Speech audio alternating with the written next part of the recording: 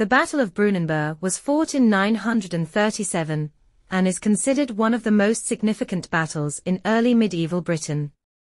It marked a pivotal moment in the consolidation of England as a unified kingdom. The battle was fought between the forces of King Æthelstan of England, the grandson of Alfred the Great, and a coalition of various challengers, primarily led by King Olaf Guthfrithson of Dublin, Constantine II of Scotland, and Owain of Strathclyde. Æthelstan became king of the Anglo-Saxons in 924 and later unified the territories of Wessex, Mercia, and Northumbria, effectively creating the first fully unified English kingdom. His reign was marked by military successes and the expansion of English control over neighboring regions.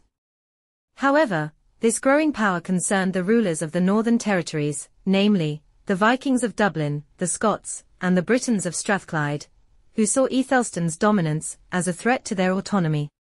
In 937, a grand coalition was formed to challenge Æthelstan's rule. The alliance included Olaf Guthfrithson, who was a Norse-Gaelic ruler of Dublin, Constantine II, King of Scotland, and Owain of Strathclyde, who represented the northern British kingdom.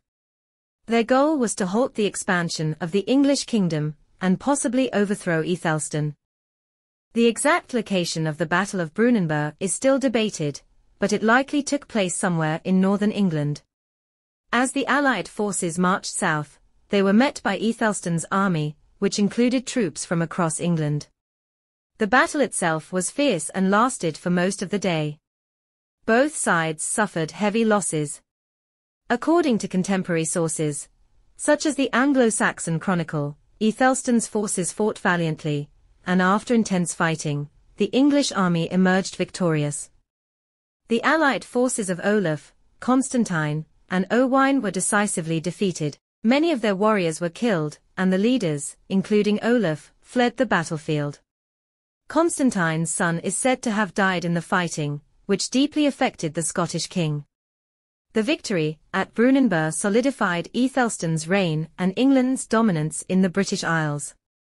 The battle was hailed by later Anglo-Saxon chroniclers as one of the greatest victories of the English.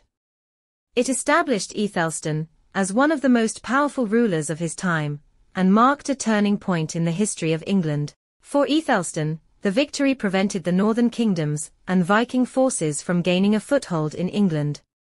It also delayed any significant challenges to English unity for several decades. The battle had a lasting impact on the political landscape of Britain, reinforcing the idea of a unified English kingdom under a single ruler. However, despite its importance, the battle did not lead to permanent peace. The death of Æthelstan in 939 sparked renewed conflicts with Viking forces and northern rulers, but his victory at Brunanburh remained a landmark event in the establishment of the English nation. The Battle of Brunanburh was celebrated in Anglo-Saxon poetry, particularly in a famous poem in the Anglo-Saxon Chronicle that describes the battle in epic terms.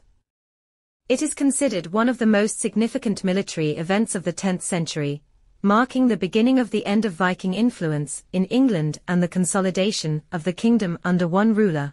Today, it is remembered as a key moment in the formation of medieval England, though its exact location remains one of the great unsolved mysteries of British history.